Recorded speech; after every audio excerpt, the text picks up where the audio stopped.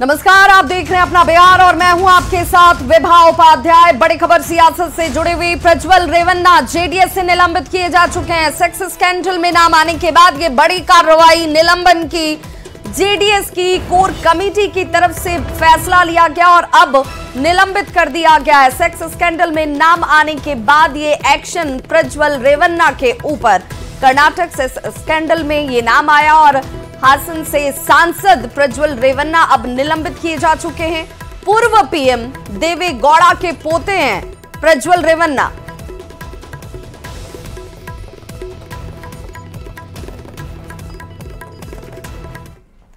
तो पूर्व प्रधानमंत्री एचडी देवगौड़ा के पोते रेवन्ना का सेक्स स्कैंडल सामने आने के बाद राजनीति में जैसे भूचाल समझ गया हो।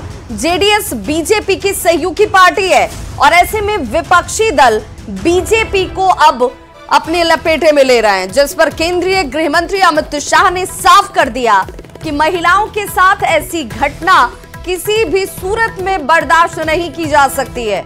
बीजेपी इसमें जांच के पक्ष में है और आरोपी के खिलाफ कठोर कार्रवाई चाहती है। अमित शाह ने अश्लील वीडियो जारी होने की टाइमिंग पर भी सवाल उठाए हैं। साथ ही कहा कि कर्नाटक में सरकार कांग्रेस की है, ऐसे में हम पर उंगली उठाने की बजाय राज्य सरकार को इस मामले की गहनता से जांच करानी चाहिए। का जो समाचार पत्रों में और चैनलों में चल रहा है वो बिल्कुल आघातजनक है। ऐसा सहन किया ही नहीं जा सकता और भारतीय जनता पार्टी का स्टैंड बहुत स्पष्ट है। हम देश की मातृशक्ति के साथ खड़े हैं, देश की नारी शक्ति के साथ खड़े हैं।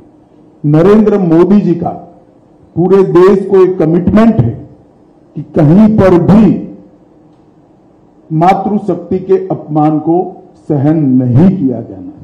परंतु कांग्रेस पार्टी जो हम पर आरोप लगाना चाहती है, मैं छोटी सी बात पूछना चाहता हूं, वहां सरकार किसकी है? सरकार कांग्रेस पार्टी की है। फेक वीडियो आपके ध्यान में ही होंगे क्योंकि टाइम पर रिलीज किए गए हैं और अब तक कार्यवाही कांग्रेस पार्टी ने क्यों नहीं की? कार्यवाही हमने नहीं करनी है। ये लॉ एंड ऑर्डर का इश्यू स्टेट का इश्यू है।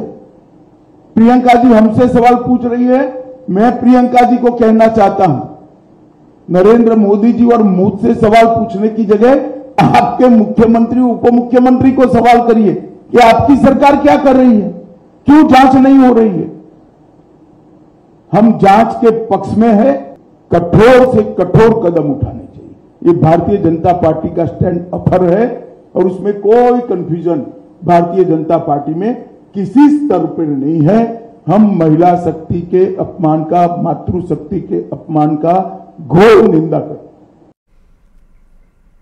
तो कर्नाटक में पूर्व पीएम एचडी देवगौड़ा के पोते के सेक्स स्कैंडल पर अब बिहार की राजनीति भी जो है वो तेज हो चुकी है। नेता प्रतिपक्ष तेजस्वी यादव ने बीजेपी के कर्नाटक मॉडल पर सवाल उठाए हैं।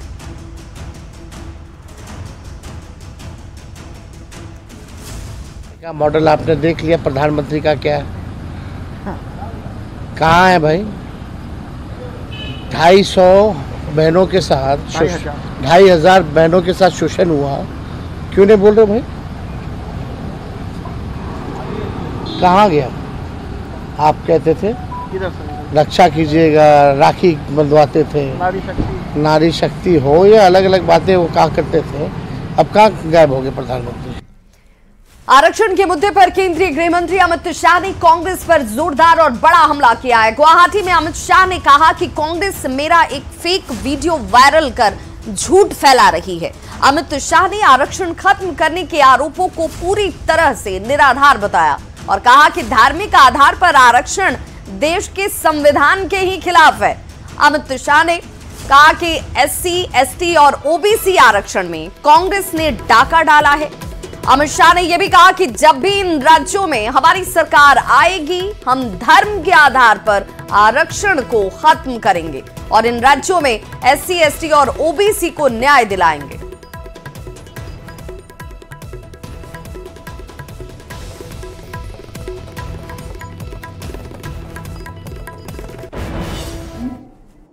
ये झूठ फैलाकर जनता के बीच में भ्रांति पैदा करना चाहती हैं।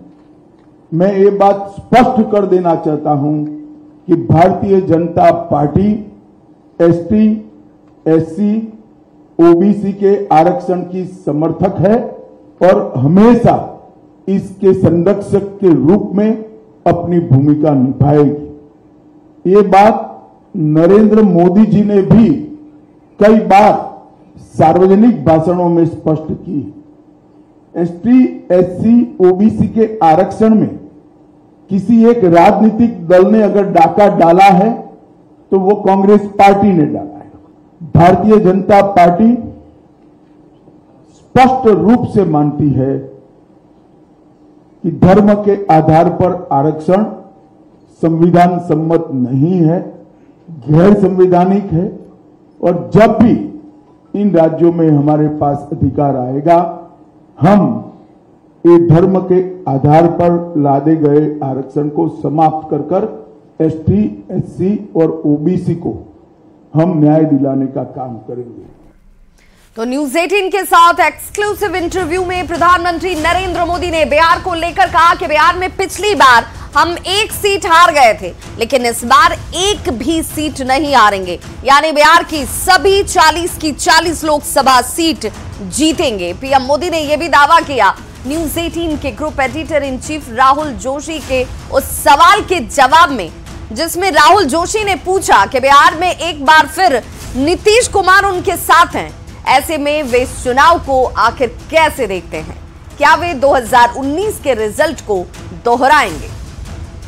बिहार में आपने फिर नीतीश जी के संग वापस जो है आपका गठबंधन उनके साथ है, उस गठबंधन के साथ लड़ रहे हैं, कैसे देखते हैं? पिछली बार 39 सीटें थी आपकी 40 में, क्या इसको रिपीट कर पाएंगे? पहले एक तो हम चुनाव असेंबली का 60 लड़े थे जी, बाद में वो कहीं गए फिर वापस आए, तो हम जो जनता का मैंडेट है उसके अनुसार साथ में है जी। जहाँ तक जन समर्थन का सवाल, कल मैं बिहार में ही था जी, जो जन समर्थन में देख रहा हूँ जी, अनप्रेसिडेंटेड, इतनी गर्मी में कोई पैंडल नहीं, कुछ नहीं जी, और लाखों लोग जिस प्रकार से इस बात से जुड़े हुए हैं, मैं साफ देख रहा हूँ जी कि बिहार में पहले हम 1-8 सीट शायद हार जाते थे, शायद इस बार एक भी नहीं हारेंगे। 40 में 40 एक भी नहीं हारेंगे। बहुत बड़ा बयान है। तो न्यूज 18 को दिए पीएम मोदी के इंटरव्यू पर पूर्व केंद्रीय मंत्री रविशंकर प्रसाद ने कहा कि इस इंटरव्यू में पीएम मोदी ने विपक्ष के एक एक झूठ की पोल खोल दी है।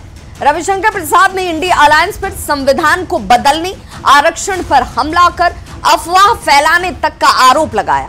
उन्होंने कांग्रेस पर ही संविधान को कुचलने का आरोप लगाया है। व्यापक इंटरव्यू मैंने भी देखा है, वो जो झूठे अफवाह फैलाए जा रहे हैं कि आरक्षण समाप्त होगा, आपके संविधान बदलेगा, ईडी की सरकार चलती, सबका जवाब दिया उन्होंने कि मुश्किल से 3% पॉलिटिशियंस हैं, सीबीआई के 1.5% पॉलिटिशियन उनके केस में, तो ये क्या मतलब है? ये सारे आरोप हार के हताशा में बोले जा रहे हैं कि संविधान बदलेगा, बाकी बदलेगा, जबकि संविधान को कुचलने के लिए अगर कोई जिम्मेवार है तो कांग्रेस पार्टी है। इमरजेंसी लगाई, जजेस को सुपरसीड किया, मीडिया पर पाबंदी लगाई, संपादकों को जेल में बंद किया, जेपी को जेल में बंद किया, और कांग्रेस सरकार में जेल में गए लालू प्रसाद आज उनके साथ खड़े हैं। ये पीड़ा की बात है। तो न्यूज 18 को दिए इंटरव्यू में पीएम मोदी ने दावा किया है कि बिहार की सभी 40 की 40 लोकसभा सीटों पर एनडीए की जीत होगी, जिस पर पूर्व सीएम और एनडीए के साथी जीतन राम मांझी ने कहा कि प्रधानमंत्री नरेंद्र मोदी ने 100% सही कहा है। बिहार इस बार निश्चित रूप से सभी 40 की 40 सीट एनडीए की झोली में देगा। मांझी ने इंडिया अलायंस में पीएम के चेहरे पर भी तंज कसा, साथ ही कांग्रेस के घोषणा पत्र पर भी पलटवार किया। ठीक कहा है, निश्चित रूप में 40 में 40 सीट मिलेंगी। उसका 2 कारण है। सबसे पहला कारण है कि 19 में जो एनडीए का स्वरूप था उसमें लोजपा, हिंदुस्तानी अवाम मोर्चा ये सब नहीं शामिल था और उसके बावजूद भी 39 सीट लिए। इस बार लोजपा और हिंदुस्तानी अवाम मोर्चा सेकुलर भी साथ है, इसलिए मेजॉरिटी के हिसाब से, जन समर्थन के हिसाब से ग्राफ बढ़ा है, ये है। तो इसके चलते जो एक सीट का कसर रह गया था वो पूरा हो जाएगा, यानी 40 हो जाएगा। और दूसरा कारण है कि 19 में हो 14 में हो अपोजिशन का एक स्वरूप था, उसमें लीडरशिप था और वो लड़ रहे थे ज्वाइंट होकर के। इस बार तो लीडरशिप कुछ है ही नहीं है, विरोध कुछ है ही नहीं है, कोई नेता नहीं है। तो जब दुल्हा ही नहीं है तो बाराती का क्या कल्पना किया जा सकता है। लोगों को कोई मुद्दा नहीं है, इसलिए वे भ्रामक बात कर रहे हैं जिससे भ्रम में लोग पड़े। लेकिन भारत की जनता परिपक्व हो गई है, शेड्यूल कास्ट शेड्यूल ट्राइब समझता है समाज कि हमको किस में फायदा है और सब एनडीए के साथ लोग हैं। तो पीएम मोदी के बिहार में सभी 40 सीट जीतने के दावे पर राजनीति तेज है और एनडीए नेता जहां खंडित विपक्ष के सामने बिहार की राह को आसान मान रहे हैं, वहीं विपक्ष का दावा है कि बिहार में इस बार बीजेपी की हवा निकल जाएगी। देखिए, प्रधानमंत्री मोदी जी जनता की नब्ज समझते हैं और बिहार में वो जानते हैं कि बिहार की जनता ने मन बना लिया है कि इस बार बिहार 40 की 40 सीट एनडीए की झोली में देने जा रहा है। एक सीट जो पिछली बार हम हारे थे वो भी इस बार हम जीतेंगे, इससे क्योंकि जन समर्थन अपूर्व है। महिलाएं जब पूछती हैं कि हमारे साथ होने वाले अत्याचार और यौनाचार की घटनाओं में जो भाजपा के नेता और एलायंस पार्टनर के लोग शामिल हैं उन पर कार्रवाई कब होगी, तो ये जवाब नहीं देते हैं। ये कहीं ना कहीं जो एजेंडा की राजनीति, ध्रुवीकरण की राजनीति कर रहे हैं, उसका पोल खुल चुका है। महंगाई, बेरोजगारी का आलम चरम सीमा पे है और ये देश की जनता जानती है। इनफैक्ट देश के प्रधानमंत्री भी और भाजपा के लोग जानते हैं कि इस बार उनकी जमीनी हकीकत, जमीन बहुत बुरा हाल है, जमीन खिसक चुकी है और सरकार में नहीं आ रहे हैं तो कुछ भी उल्टा सीधा बोल के बस बड़गला रहे हैं। न्यूज 18 के इंटरव्यू में माननीय प्रधानमंत्री जी ने बिल्कुल सही कहा है कि हम लोग बिहार में 40 का 40 सीट हर हाल में जीतने वाले हैं, इसलिए कि पिछली बार हम लोग 40 में 39 सीट जीते थे। इस बार माननीय प्रधानमंत्री जी के कामों के प्रयास से, माननीय मुख्यमंत्री जी के प्रयास से हम लोग बिहार में हर हाल में 40 सीट जीतने वाले हैं। और माननीय प्रधानमंत्री ने न्यूज 18 पर यह भी इंटरव्यू दिया कि जिस तरह से कांग्रेस आरोप लगाती है कि ईडी और सीबीआई इनका इलेक्शन लड़ते हैं, तो ये हम समझते हैं कि काफी दुखद है। हम तो ये भी कहना चाहते हैं कि उनके पास भी ईडी और सीबीआई था और ईडी और सीबीआई का वो काहे ने दुरुपयोग किए थे, उपयोग किए थे, ये तो काफी दुखद आरोप है।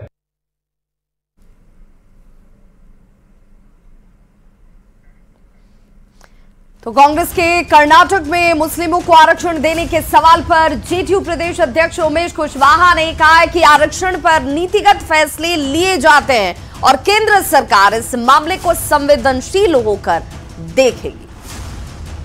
तो नीतिगत जो है फैसला होती है ना, और नीतिगत लोग फैसला लेते हैं, ये तो केंद्र सरकार का, भारत सरकार का न नियम है। भारत सरकार अपना सोचेगी, इस पर संवेदनशील होगी भारत सरकार।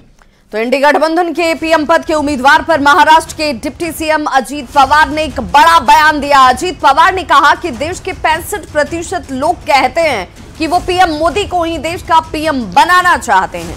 2019 में लोग नीतीश कुमार को पीएम बनाना चाहते थे, लेकिन अब नीतीश भी पीएम के साथ हैं। साथ ही विपक्ष पर तंज कसते हुए उन्होंने कहा कि आप राहुल गांधी की तुलना पीएम मोदी से नहीं कर सकते। लोग रिस्पांस दे रहे हैं, लोग सुन रहे हैं और कॉन्फिडेंटली प्राइम मिनिस्टर उनको बता रहे हैं कि तीसरी दफ़ा हमें क्यों आना है, हमें क्यों लोगों ने चांस देना चाहिए, इसके बारे में भी उन्होंने बताया। और माहौल तो ठीक लग रहा है। जब वोट, लेकिन पहले फेज़ में वोटिंग बहुत कम हुआ, तब थोड़े सब सोचने लगे। लेकिन सेकंड फेज में देखो, पहले फेज में 50%, 52% तक वोटिंग हुआ। 2019 में नीतीश कुमार जी का नाम सब ले रहे थे, लेकिन नीतीश कुमार जी अपोजिशन में थे, वहाँ से वापस वो मोदी साहब के साथ आए, यानी वो एक चेहरा था। पिछले दफ़ा 2019 का चुनाव आप याद करो, उसमें उनका नाम था, तो वैसा अभी तो किसी का नाम नहीं लगता। राहुल गांधी जी की भी जो पिछले 15 साल या 20 साल हो गए वो मेंबर ऑफ पार्लियामेंट है, शायद 15 साल हो गए। और यहाँ मोदी साहब के 10 साल एज अ पार्लियामेंट का काम के बारे में, स्टेट में तो उन्होंने गुजरात का काम किया, वो काम लोगों को अच्छा लगा और इसीलिए वो सेंट्रल में पॉलिटिक्स करने के लिए आए और देश के प्रधानमंत्री बने। तो राहुल जी की और मोदी साहब की आप तुलना ही नहीं कर सकते। मुख्यमंत्री नीतीश कुमार ने कल एक चुनावी सभा में मुसलमानों से अपील की थी कि अगर एनडीए को वोट नहीं किए तो बिहार में 2005 के पहले वाली स्थिति हो जाएगी, जिस पर तेजस्वी यादव ने पलटवार किया है। तेजस्वी यादव ने कहा कि ये लोग घबराए हुए लोग हैं, बिहार में एनडीए का सफाया हो चुका है और इसीलिए ये लोग डराने धमकाने वाली बातें कर रहे हैं। नीतीश जी ने कहा मुसलमानों से, कल कहा एक चुनावी सभा में कि अगर आप हमें वोट नहीं दोगे तो आप समझ जाओ आपका हाल 2005 से पहले वाला हो जाएगा। अब उन पे अब क्या बोले, क्या स्थिति हो रही है, ये तो डराने धमकाने वाली बात है। लेकिन हम तो यही आग्रह करेंगे कि इस बार इन लोगों का बिहार में हालत बहुत ख़राब है। एनडीए का सफाया बिहार से हो चुका है और पूरी तरीके से ये लोग घबराए हैं, बौखलाए हैं और इस तरह का बयान जो है दे रहे हैं। और आरजेडी ने लोकसभा चुनाव को लेकर कैंपेन सॉन्ग लॉन्च कर दिया है। पटना आरजेडी कार्यालय में ये वीडियो जारी किया गया जिसका थीम है अपना तेजस्वी धन्यवाद तेजस्वी। इस मौके पर आरजेडी के राष्ट्रीय प्रवक्ता और राज्यसभा सांसद मनोज झा ने पीएम मोदी पर कई गंभीर आरोप लगाए। मनोज झा ने कहा कि प्रधानमंत्री ने संविधान पर कुठाराघात किया है और लोकतंत्र में जनता के अधिकारों को छीनने का प्रयास किया जा रहा है। मनोज झा ने आरक्षण के मुद्दे पर भी प्रधानमंत्री पर झूठ बोलने का आरोप लगाया। मनोज झा ने कहा कि अगर 5 लाख नौकरी देना जंगल राज है तो ऐसा ही जंगल राज बनाने की अपील की टीम कहती है कि हम संविधान नहीं बदलेंगे, आपने इस पर कुठाराघात किया है, भारत के संविधान पर आपने कुठाराघात किया है। सूरत के लोगों को बिना वोट किए हुए आपने सांसद किया, इंदौर में आपने बिना वोट किए सांसद किया। वो तो भला और माननीय सर्वोच्च न्यायालय का कि चंडीगढ़ में आपकी डकैती पकड़ी गई, आप चुनाव में डकैती कर रहे हैं। इससे ये ब्रॉड डे लाइट रॉबरी है जनता के अधिकारों को छीनने का।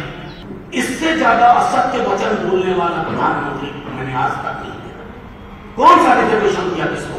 झूठी बात है। जिन लोगों ने कोशिश की वो दे दो कर आपके साथ। क्या बात कर रहे हैं आप? ये सवाल प्रधानमंत्री से पूछिए कि झूठ क्यों बोल रहे हैं और सलीके से झूठ बोल रहे हैं। इनहेरिटेंस टैक्स कहीं पढ़ा आपने कांग्रेस के घोषणा पत्र में? अगर 5 लाख नौकरी देना जंगल राज का प्रतीक है तो मैं चाहता हूं आप भी ऐसा जंगल राज बनाइए। अगर स्वास्थ्य सेवा बेहतर करना जंगल राज है तो आप भी बनाइए ऐसा ही जंगल राज। अगर महिलाओं के सबलीकरण की बात करना जंगल राज है तो आप भी बनाइए, लेकिन आप बना नहीं सकते। और यहां रुकेंगे एक छोटे से अंतराल के लिए, फौरन होंगे वापस, बने रहिए हमारे साथ।